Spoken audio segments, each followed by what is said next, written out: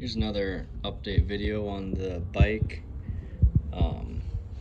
Yeah, didn't see any of the other ones. It's a custom bike that I'm getting back and on the road, get it operational again. It's got a 4-cylinder Datsun engine in it.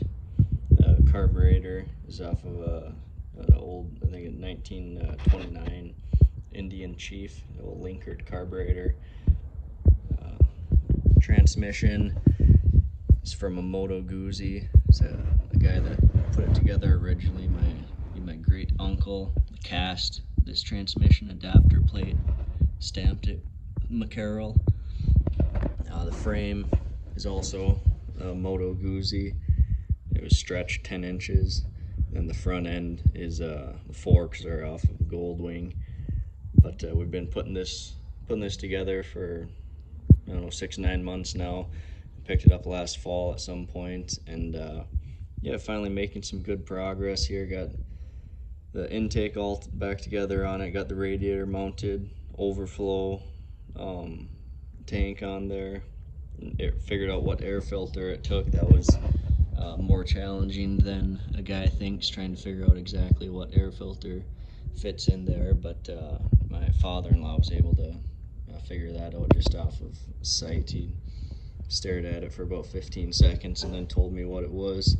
But the biggest improvement lately is getting these tanks back from a good friend. He cleaned them all up and then put a heavy-duty clear coat from Southern Polyurethane on them. You can see it just shines. Hopefully keep this this paint in good shape. The old Indian headdress is on it. It says MJ's 4 on there. And he also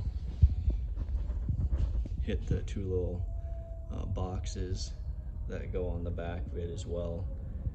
Did a really nice job on all of those. The radiator's all mounted up now.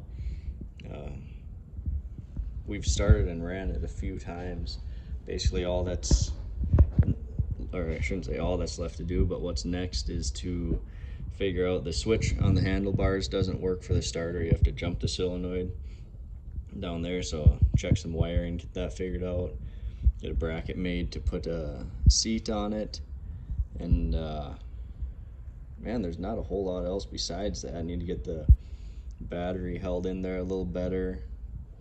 This bolt right here that's holding the bottom of the radiator, and that's kind of just a place keeper right now.